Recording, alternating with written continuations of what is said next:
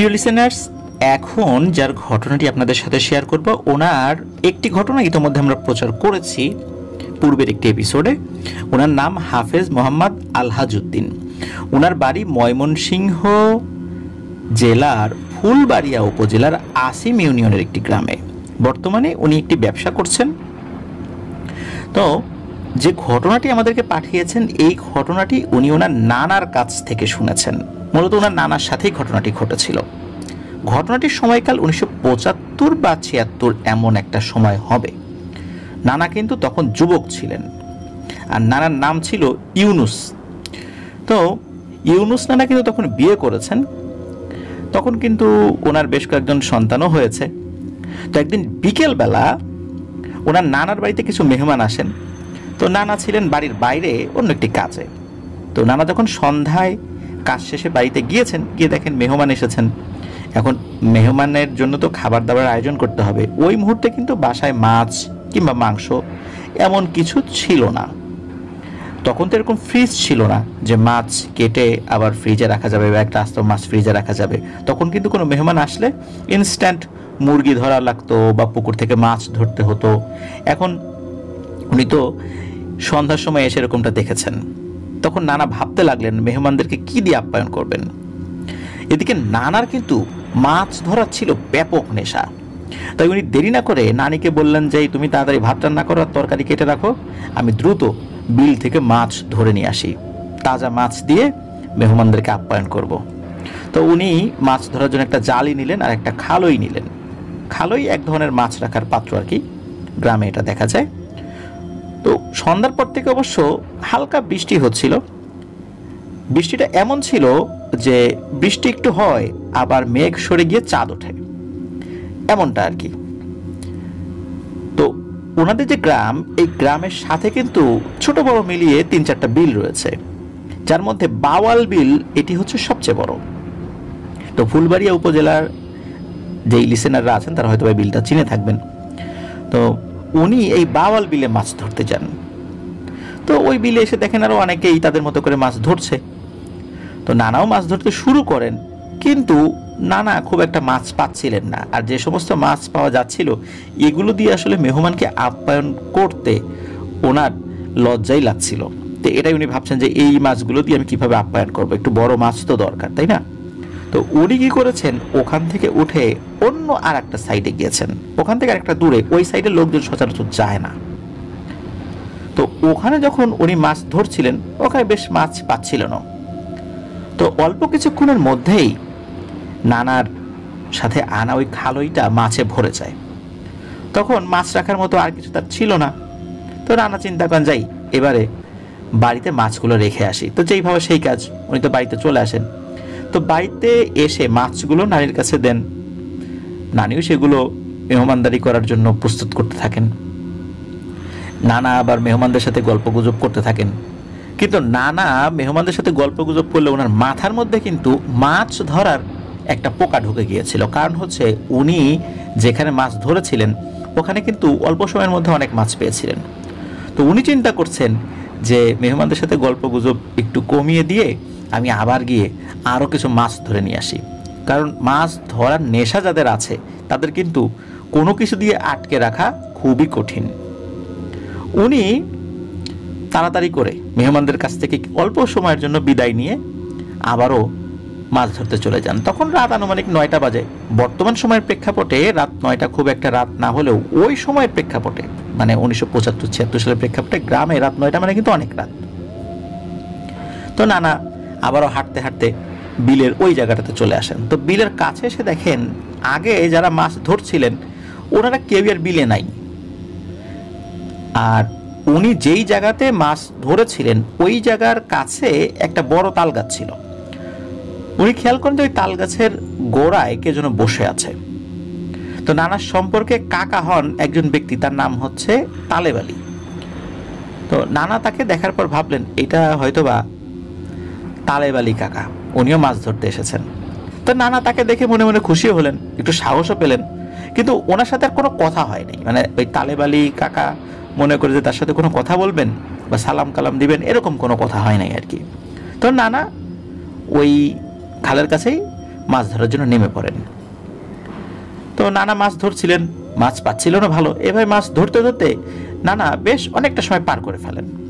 তখন নানা ভাবলেন এবার বাড়ি চলে যাই। তো যেইভাবে সেই কাজ, উনি বিল থেকে উঠে বাড়ির পথে হাঁটা ধরলেন। নানা যখন ওই তালেবালিকে দেখার জন্য তাল গাছের ওই দিকটাতে তাকান, তখন দেখেন ওইখানে ওই তালেবালি কাকা নেই। তো চাঁদের আলো ওই সময় বেশ ভালোই ছিল, উনি ভালোই চারদিকে দেখতে পাচ্ছিলেন। আশেপাশের দিকে একটু তাকার চেষ্টা করেছেন তালেবালি কাকা অন্য কোনো জায়গায় মাছ ধরছে কিনা, কিন্তু না, তালেবালি কাকাকে উনি কোথাও দেখতে পাননি। তো ওনাকে না দেখে উনি চিন্তা করলেন যে তালেবালি কাকা হয়তো চলে গেছে। তখন কিন্তু নানার মনের মধ্যে কোনো ভয় কাজ করে নাই। নানা বাড়ির দিকে এক মনে হাঁটছেন। বাড়ি থেকে বিলের দূরত্ব পায়ে হাঁটা 10 থেকে 15 মিনিটের পথ মাত্র। তো নানার হাঁটার এক পর্যায়ে নানা খেয়াল করেন পেছন থেকে নানার দিকে কে যেন ঢিল ছুটছে। তখন নানা একটু ভয় পান, উনি পেছন দিকে তাকান কিন্তু কাউকে দেখতে পান না। আবার উনি বাড়ির দিকে হাঁটা শুরু করেন, আবারও পেছন থেকে ঢিল মারে। ঢিলগুলো কিন্তু ওনার গায়ে এসে লাগছিল, কোনো কোনো ঢিল আবার ওনার সামনে এসে পড়ছিল, ছোট ছোট ঢিল। তখন নানা বুঝতে পারেন নিশ্চয়ই কোনো একটা বিপদে উনি পড়তে যাচ্ছেন, কারণ রাতের বেলা মাছ ধরে আসার সময় এই ধরনের সমস্যা হয় এটা উনি জানতেন। উনি যে দোয়া কালামগুলো জানতেন সেগুলো পড়ছিলেন এবং বাড়ির দিকে খুব জোরে জোরে হেঁটে আসছিলেন। উনি যখন বাড়ির কাছাকাছি চলে আসেন তখন মোটা ভারী গলায় কেউ পেছন থেকে বলে ওঠে, ইউনুস, আজকের জন্য তোকে ছেড়ে দিলাম, তবে আবার যদি এই ভুল করিস আমি কিন্তু তোকে ছাড়বো না, আমাকে বিরক্ত করার ফল কিন্তু তুই পাবি। এই বলে ওই আওয়াজটি থেমে যায়। তো নানা চিন্তা করলেন যে কি ভুল, আমি তো কিছুই বুঝলাম না, ভুলটা আবার কি করলাম। তো নানা বাড়িতে চলে আসেন। নানা কিন্তু ওই গম্ভীর কণ্ঠের ওই শব্দটি শুনে খুব ভয় পেয়েছিলেন। তো নানা রাতের বেলা এসে উনি গোসল করেন, নানির কাছ থেকে খাবার চেয়ে নিয়ে খাবার খেয়ে উনি ঘুমিয়েও পড়েন, কিন্তু এই বিষয়টা উনি কারোর সাথে শেয়ার করেন নাই। রাতে উনি যে কোনো ভয়ানক স্বপ্ন দেখবেন এমনও হয়নি। যখন সকাল হয় তখন দেখা যায় যে নানার শরীরে বেশ জ্বর। তো এই জ্বর দেখার পর অন্যরা জিজ্ঞেস করেন যে রাত্রে কোনো সমস্যা হয়েছিল। তখন রাত্রে ঘটে যাওয়া ঘটনাটা নানা পুরো সবাইকে খুব বিস্তারিতভাবে খুলে বলেন। তো নানার মুখে এসব ঘটনা শোনার পর কারো কাছে আর বুঝতে আসলে বাকি থাকলো না যে ভয় পাওয়ার কারণেই নানার জ্বরটা এসেছে। তো সেদিন বাড়িতে একজন ভালো কবিরাজ আনা হয়েছিল। কবিরাজের বাড়ি নানার বাড়ির 1 গ্রাম পরেই আর কি। তো উনি এসে নানাকে ঝাড়ফুঁক করে দিয়ে যান, কিছু আমল শিখিয়ে দিয়ে যান। নানা সেগুলো আমল করতে থাকেন। 2 দিনের মাথায় নানার জ্বর সেরেও যায়। তো কবিরাজের দেয়া আমলগুলো নানা ঠিক নিয়মেই করে আসছিলেন। এভাবে চলে যাচ্ছিল কিন্তু কয়েক মাস। এর মধ্যে কিন্তু নানার সাথে কোনো সমস্যা হয়নি। আর নানাও কিন্তু ওই মাছ ধরার যে কাজগুলো এগুলো কিন্তু উনি করেই যাচ্ছিলেন। বিশেষ করে যেই জায়গাতে উনি মাছ বেশি পেতেন ওখানে কিন্তু প্রায়শই গিয়ে মাছ ধরতেন। তো একদিন কি হয়, নানা তার বড় ভাইয়ের সাথে মাছ ধরতে যাবেন। তো বড় ভাইকে বলেন যে ভাই আজকে তোমার সাথে মাছ ধরবো, আসো আমরা একসাথে যাই। তো এই নানার যিনি বড় ভাই তার বাড়িও কিন্তু একই জায়গাতে, মানে নানার ঘর উঠোনের দক্ষিণ দিকে আর বড় নানার ঘর উঠোনের উত্তর দিকে। তো কথাবার্তা ওইরকমই ছিল যে রাতের বেলা বড় নানা ওনাকে ডাক দিবেন, মানে ইউনুস নানা ডাক দিবেন না তা না, বড় নানা ডাক দিবেন। যেহেতু বড় ভাই উনি ওনার সুবিধা অনুযায়ী ছোট ভাইকে ডাকবেন আর কি, এরকমই আর কি কথা ছিল। তো রাত গভীর হয়।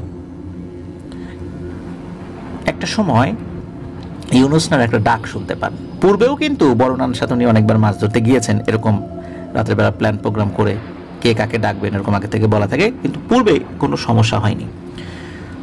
গভীর রাত্রে ইউনুস নানা ডাক শুনতে পান যে ইউনুস, হে ইউনুস, চল চল তাড়াতাড়ি চল, লোকজন সব বিলে ভরে গেছে, মাছ ধরে তো শেষ করে ফেলবে, আমরা গিয়ে কার মাছ পাবো, বের হ তাড়াতাড়ি, আমি হাঁটা ধরলাম। ইউনুস নানা এই ডাক শুনে তড়ি ঘড়ি ঘড়ি উঠে বসেছেন। উনিও মাছ ধরার সরঞ্জাম নিয়ে বের হয়ে গেছেন। তো উনি দেখেন যে সামনে ওনার বড় ভাই মানে বড় নানা হাঁটা শুরু করেছেন। তো উনি ওনার পিছে পিছে হাঁটছেন। বারবার উনি ডাকছেন যে ও ভাই একটু আস্তে হাঁটো, একসাথে হাঁটি, তুমি এত তাড়াতাড়ি হাঁটছো কেন? তো সামনের থেকে ওই ওই ওনার যে বড় ভাই তিনি বলছেন, যারে পেশাল বন্ধ কর, এত কথা বলিস কেন, মানুষজন সব মাছ ধরে নিয়ে যাচ্ছে আর তুই বলতেছিস আমাকে আস্তে হাঁটার জন্য, তাড়াতাড়ি পাচালা। তো উনি আর এই কথার উত্তরে তার বড় ভাইকে ডাকাডাকি করেন নাই। বিলের দিকে উনিও খেয়াল করেন, মানে এই ইউনুস নানা খেয়াল করেন বিলের ভেতরে বিভিন্ন জায়গায় অনেক আলো জ্বলছে। আলো জ্বলছে বলতে বিভিন্ন জন হারিকেন বা অন্যান্য আলো নিয়ে মাছ ধরতে এসেছেন। ওই জিনিসটা দেখার পর উনি চিন্তা করে আসলেই তো অনেক লোকজনই তো চলে আসছে, তাড়াতাড়ি যেতে হবে। আর ওই দিন আবার চাঁদের আলো ছিল ভালো। এখন কি হয়, ইউনুস নানা দেখছেন যে ওনার যে বড় ভাই মানে বড় নানা উনি পানির মধ্যে নেমে গেছেন। তো এটা দেখা দেখে উনিও পানির মধ্যে নেমেছেন। নামার পর কেবল হাঁটু পানি পর্যন্ত নেমেছেন, হঠাৎ করে কিছু একটা ওনার কোমর খুব শক্ত করে জড়িয়ে ধরে। তো উনি পেছন দিকে তাকিয়ে দেখেন ওনার বড় ভাই মানে বড় নানা ওনার কোমর জড়িয়ে ধরেছেন এবং বিড়বিড় করে কিছু একটা পড়ছেন। এটা দেখার পর উনি তো মারাত্মক ভয় পান, কারণ মাত্র তার বড় ভাই সামনে, এটা উনি দেখলেন। এখন এটা পিছনে আসলো কিভাবে? উনি তো চিৎকার দিয়ে ওই পানির মধ্যেই সেন্সলেস হয়ে পড়ে যান। আসলে ব্যাপারটা কি ছিল? ব্যাপারটা ছিল হচ্ছে কোমর জড়িয়ে যিনি ধরেছিলেন উনি সত্যিকার অর্থেই ইউনুস নানার বড় ভাই। ইউনুস নানাকে কোনো একটা অশুভ কিছুর পেছনে ছুটতে দেখে উনি পিছু নিয়েছিলেন। ইউনুস নানার বড় ভাই যখন দেখলেন যে ইউনুস নানা অজ্ঞান হয়ে গেছেন, উনি তো চিৎকার করতে থাকেন। আশপাশে যারা মাছ ধরছে তারা ওদিকে ছুটে চলে আসেন, বলেন যে তাড়াতাড়ি ইউনুসকে উঠাও আমার সাথে। ইউনুস নানাকে উঠানো হয়, ওনাদেরকে বাড়িতে নিয়ে যাওয়া হয়। যখন সেন্স আসে তখন ওনার যে বড় ভাই বলতে থাকেন যে হঠাৎ করে ওনার মনে হলো যে ইউনুস নানা কার সাথে যেন কথা বলছেন। তো বিষয়টা সন্দেহ লাগে যে রাতে তো আমার সাথে মাছ ধরার কথা, ইউনুসকে আবার আরও কাউকে আসতে বলছে কিনা। তো এই চিন্তা করে উনি ঘরের দরজা খুলে বের হতে হতে দেখেন যে ইউনুস নানা কোন দিকে যেন হেঁটে যাচ্ছে মাছ ধরার জিনিস নিয়ে। তো এমনটা হওয়ার তো কথা না। তখন ইউনুস নানার বড় ভাই সন্দেহ করেছিলেন, উনি পেছন নিয়েছিলেন। পেছন থেকে উনি সমানে কিন্তু চিৎকার করে ডাকছেন, এই ইউনুস দাঁড়া দাঁড়া দাঁড়া, তুই কোথায় যাস? ইউনুস নানা কিন্তু পেছন দিকে তাকাচ্ছিলেন না। ইউনুস নানা বলেন যে আমি তো তোমার ডাক শুনিই নাই, আমি তো আরো সামনে ডাকছি, সামনে তুমি আসো মনে করে। সবাই খুব অবাক হন যে ইউনুস নানার সামনে একজনকে ডাকছেন যে আসলে ইউনুস নানার বড় ভাই না, অর্থাৎ পেছন থেকে ইউনুস নানার বড় ভাই ডাকছেন, ইউনুস নানা শুনতে পাচ্ছেন না। এভাবে ডাকতে ডাকতে একটা সময় উনি যখন খেয়াল করেন যে ইউনুস নানা পানির মধ্যে নেমে গিয়েছে, তখনই উনি লাফ দিয়ে গিয়ে ইউনুস নানার কোমর জাপটে ধরেন, কারণ উনি বুঝতে পেরেছিলেন যে ইউনুস নানা এই পানির মধ্যে নামার পর বড় ধরনের একটা বিপদ হবে। আর ইউনুস নানা যখন পেছন দিকে তাকিয়েছেন উনি চিন্তা করলেন যে আরে সামনে আমার বড় ভাই, এখানে আবার কে? এই চিন্তা করে উনি প্রচন্ড ভয় পেয়ে চিৎকার দিয়ে সেন্সলেস হয়ে গিয়েছিলেন। তারপরে তো সবাই বিষয়টা বুঝতে পারলো। এখন এই সমস্যা কেন হলো এইটা আরো ভালো করে বোঝার জন্য ওই যে কবিরাজ আগে এসেছিলেন ওনাকে ডেকে আনা হয়। উনি আসেন, তখন উনি আসর বসাবেন। আসর বা আসন বা হাজিরা গ্রামে অনেক জায়গায় এটা বলে আর কি, যে কারো উপর কোনো জিন প্রভাব বিস্তার করলে সেই জিনকে হাজির করা। তো উনি এই চেষ্টাটাই করেছিলেন আর কি। তো সেখানে হাজির করার সব পরিকল্পনা মাফিক বেশ কিছু জিনিস লাগবে, সেই জিনিসগুলো আসলে আনতে বলা হয়, সেগুলো নিয়েও আসা হয়। তো সেই জিনটাকে হাজিরও করে। তো হাজির হওয়ার পর যখন জিজ্ঞেস করা হয় এই জিনকে যে তুমি কেন একে ক্ষতি করার চেষ্টা করছো, তখন ওই জিনটা বলে যে আমি তো ওকে ক্ষতি করার কোনো চেষ্টা শুরুতে করি নাই, আমি যেখানে থাকি ওই দিকটাতে লোকজন কম যায়, লোকজন ভয় পায়, এই জন্য কম যায়, আমি ওই তাল গাছটাতে থাকি। তো ও ওখানে গিয়েছে, একদিন ভুল করে গিয়েছে, আমি কিছু বলি নাই, কিন্তু এরপরে মাঝে মাঝে ওখানে যেত, এতে করে আমার খুব অসুবিধা হতো। ওকে আমি ছোটখাটো ভয় দেখিয়েছিলাম কিন্তু ও সেগুলো গ্রাহ্যই করতো না, এই কারণেই মূলত ওকে ক্ষতি করার আমি চেষ্টা করি। ও যেহেতু দোয়া দরুদ পড়তো আমি খুব একটা ক্ষতি করতে পারতাম না, কিন্তু যেই রাতটা আমি ওকে ডেকে নিয়ে যাই ওই দিন ও দোয়া দরুদ না পড়ে ঘুমিয়েছিল, যার কারণে আমি ওকে ক্ষতি করার সুযোগ পাই। ঘুম থেকে ওঠার পর ওর তো অজু ছিল না, আর এই সুযোগেও আমি ওর উপর আরো ভালো করে প্রভাব বিস্তার করতে পারি। ও তো হাঁটু পানি পর্যন্ত নেমেছিল, কোমর পানি পর্যন্ত যদি খালি আমি ওকে নিয়ে যেতে পারতাম ওই রাতটাই আমি ওকে মেরে ফেলতাম। কিন্তু ওর ভাগ্য ভালো, ওর বড় ভাই কিভাবে কিভাবে যেন টের পায় এবং এসে জড়িয়ে ধরে আর আমি যদি বুঝতাম ওর বড় ভাই পেছনে পেছনে আসছে, তাহলে ওর বড় ভাইয়েরও আমি ক্ষতি করতাম। যাই হোক, কবিরাজ অনেক কষ্টে ওই জিনটাকে বোঝাতে সক্ষম হন এবং বলেন যে তোমার ওই জায়গাতে ও আর কখনোই যাবে না মাছ ধরতে, তোমাকে ডিস্টার্ব করবে না। পরবর্তীতে ওই জিন কিছু শর্ত দেয় যে একটা খাসি, কিছু মিষ্টি ওই তাল গাছের গোড়ায় এই ইউনুস নানাকেই রেখে আসতে হবে, তাহলে এবারের মতো সে তাকে ছেড়ে দেবে। কিন্তু পরবর্তীতে আবার যদি ওই তাল গাছের ধারের কাছেও সে যায়, তারপর কিন্তু তাকে অবশ্যই বড় ধরনের ক্ষতির মুখোমুখি হতে হবে এবং কোনো ধরনের কোনো ভোগ দিয়ে এই জিনকে তাড়ানো যাবে না, এই জিনটি স্পষ্টভাবে বলে দেয়। তো সবাই সবকিছু মেনে নেয়। এরপর থেকে নানা মাছ ধরতে গিয়েছেন, রাতের বেলা খুব একটা মাছ ধরতে যান নাই, গেলেও কখনো ওই তাল গাছের আশেপাশে উনি যান নাই। এরপরে ওনার সাথে ছোটখাটো কিছু ঘটনা ঘটলেও বড় ধরনের কোনো বিপদ আপদ আল্লাহর রহমতে ঘটেনি। তো নানা এখনো জীবিত আছেন, সুস্থ আছেন আলহামদুলিল্লাহ। তো এটি ছিল ঘটনা। তো অসংখ্য ধন্যবাদ হাফেজ মোহাম্মদ আলহাজউদ্দিন ভাইকে, চমৎকার একটি ঘটনা আমাদেরকে পাঠিয়েছেন। আশা করছি লিসেনার আপনারাও এই ঘটনাটি খুব ভালোভাবে উপভোগ করেছেন।